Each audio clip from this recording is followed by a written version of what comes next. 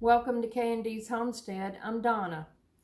I am doing a dry mix recipe for seasoned salt and pork chop. I've talked about this before here recently that I was going to make one, and so today is the day.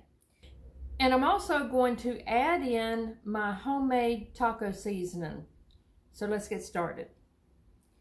The first recipe is a seasoned salt recipe, general purpose seasoned salt.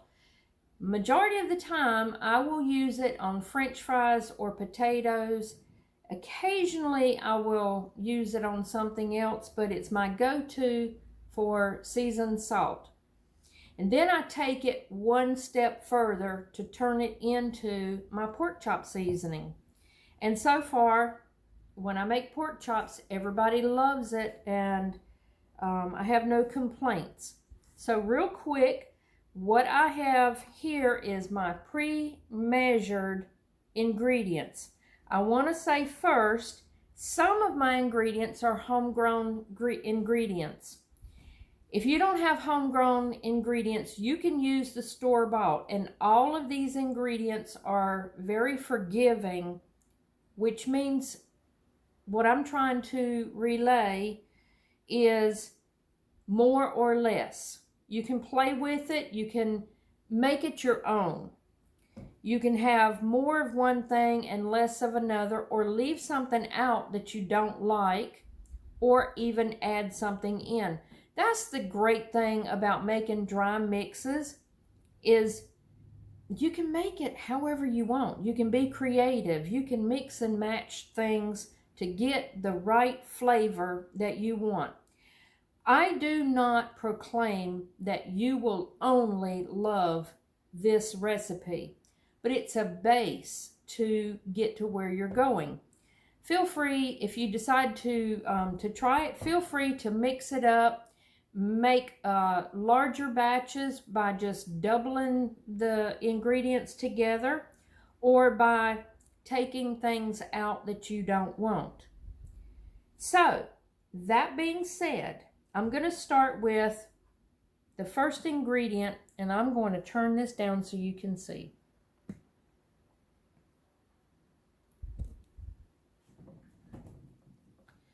All right, the first thing I'm going to start with is kosher salt. If you do not have kosher salt, table salt will do. I'm going to use kosher salt along with garlic powder to make garlic salt. So you can do it that way, or you can just start out straight up with garlic salt.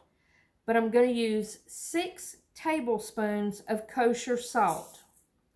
And I'm going to use 3 tablespoons of garlic powder. If you do not have garlic powder or kosher salt, you can use table salt. You can make your, but you can use garlic salt if that's what you have on hand. If you don't want to mix these two together and you have garlic salt, you're going to use a 1/2 cup of garlic salt. Now, to make your own garlic salt from salt and garlic powder, you would use a 3-to-1 ratio. 3 of whatever, tablespoons, teaspoons, however, or cups that you're going to use, of salt to 1 teaspoon, tablespoon, or whatever of garlic powder. And there you have garlic salt. So I have the garlic powder and the garlic salt in my bowl here. I'm going to add 2 tablespoons of paprika. This is my homegrown paprika, which is very strong, slightly spicy. You can use store-bought. If you use store-bought, you may want to play with that and add a little more, because store-bought is not quite as potent as homemade. So this is 2 tablespoons of paprika. You can also use smoked paprika. I'm going to use 1 tablespoon of onion powder. I'm going to use 1 teaspoon of ground red pepper, and that is whatever choice you want. I'm going to use cayenne, so I'm just going to use 1 teaspoon. And that was homegrown cayenne peppers. I'm going to use 1 tablespoon of black pepper. 1 tablespoon of parsley. My parsley is homegrown as well, but you can use store-bought of any of these things. I'm going to use 1/8 of a teaspoon of ground mustard, and use such a small amount because ground mustard is a little strong in my opinion. Isn't that pretty in the bowl? All those colors. Now I'm just going to mix all of this up.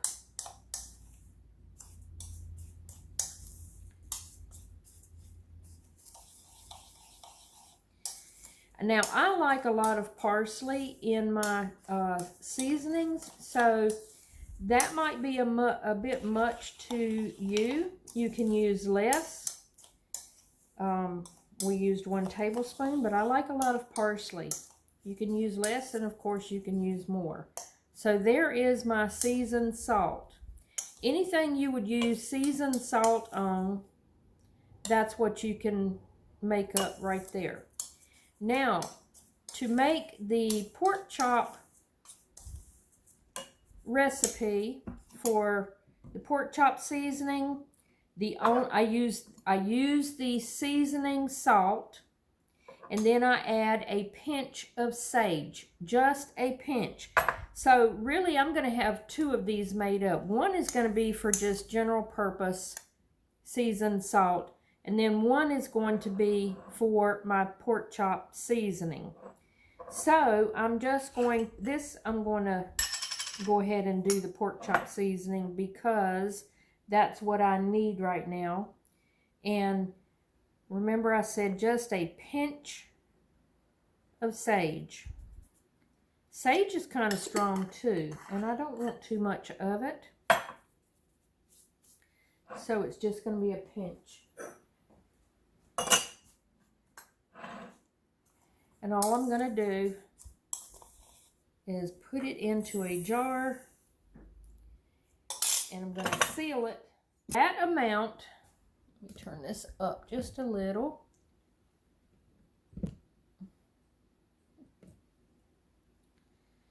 That's what that recipe makes. Now, if I'm refilling my jars, I'm going to double and triple it so that I can fill it up all the way. Because I use it a lot, I want a bulk amount. I just made a single serving for the sake of the video. And I did add, let me get my spoon. I did add to the bottom of the jar that pinch of sage.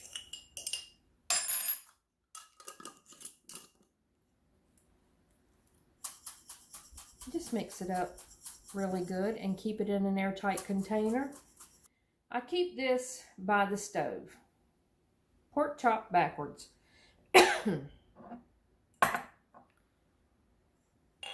This is going to go in this jar. And this is what I'm going to keep by the stove for my pork chops. And I use one of those plastic ball lids with the holes in it so that I can sprinkle it out. I will make a bigger batch. It might be a jar this size, it might be a couple of these, but I do like to keep a lot of it on hand. This will last me for a short while, not a long time, but a short while, because I do use pork chops a lot and I use this seasoning a lot. So that's my dry seasoning mix for the seasoned salt plus pork chops. To make it a pork chop seasoning, just add the sage. Everything else is the same.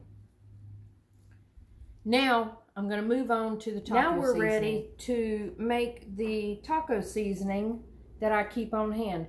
This is my jar that I keep all the time, and I've got about a half a jar left.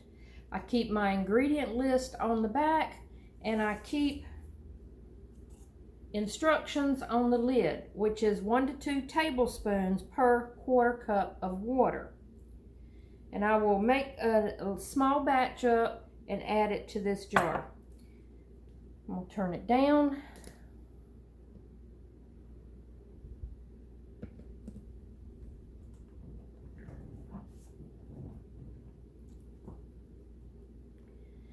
It actually takes quite a few ingredients to make this recipe, but it is so good. My kids always loved it, thought it was better tasting than the normal store-bought in the packages.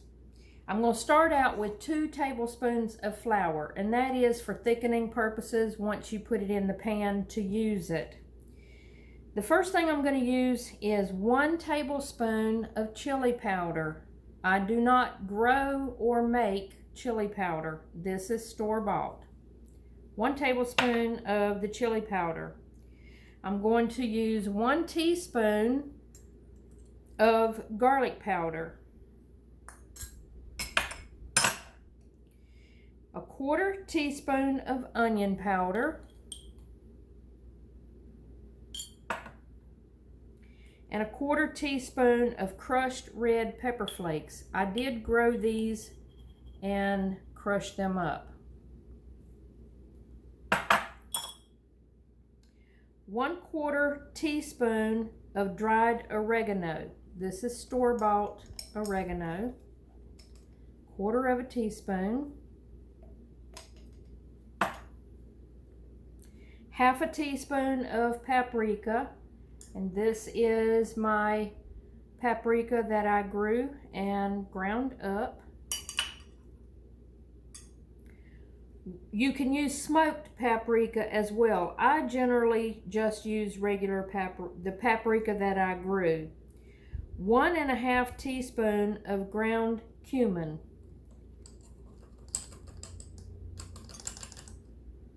That's 1. And this is store-bought as well. And there's the 1/2. 1 teaspoon of salt. I'm using kosher salt for this particular recipe. You can use table salt, sea salt, pink salt, or kosher salt. 1 teaspoon of black pepper.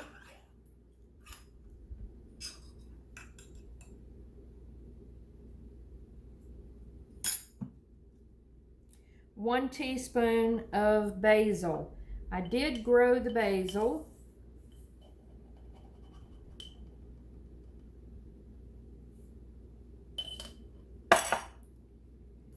And 1 teaspoon of turmeric.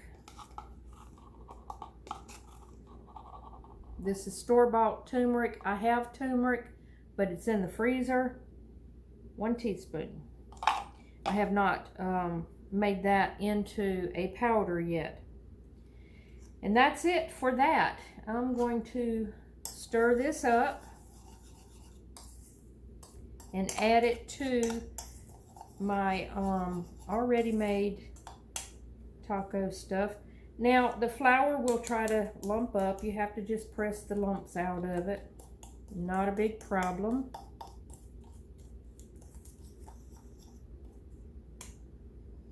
And it smells so good. It smells just like, if not better, than what you would tear open in one of those packages for taco seasoning. It looks and smells like taco seasoning.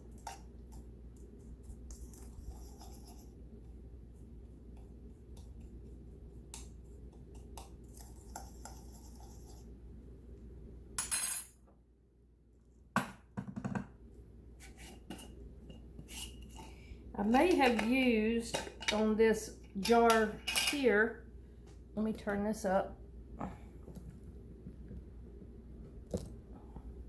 I may have used a little more cumin because sometimes I just, you know, rough estimate, but this is a little on the pink side versus versus the brown side. And you'll be able to see the difference when I get it in the jar here.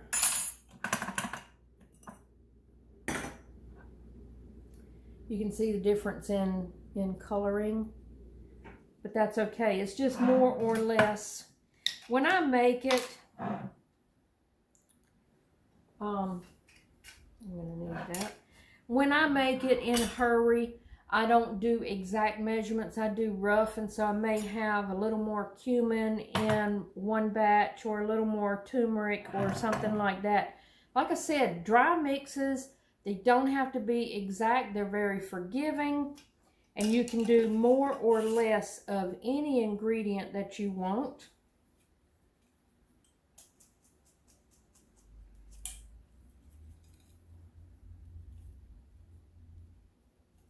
But this is a really good. I have been using this particular recipe maybe about 5 years now. Because when I was raising the kids, 5 kids, they like tacos. They ate a lot of tacos. I made a lot of tacos. I don't make as many now since they've all left. Since the beginning of this past spring, everybody is out of the house, and it's just me and my husband. We still make tacos or burritos or, you know, something in that line, and I still use it, but we were going through, not the small jar like this, we were going through the quarts. This is just a pint, but I went through the quart size jars because they wanted tacos a lot. And they would use tacos to take the next day for school lunches. And so I did make a lot. That is a single serve, a small amount. It's probably not accurate to call it a single serve, but that amount that I just made, you can double it, triple it, or however you want to get the amount. Play with those ingredients as well, and use more or less depending on what your personal taste is. When it comes to the salts, use whatever you have.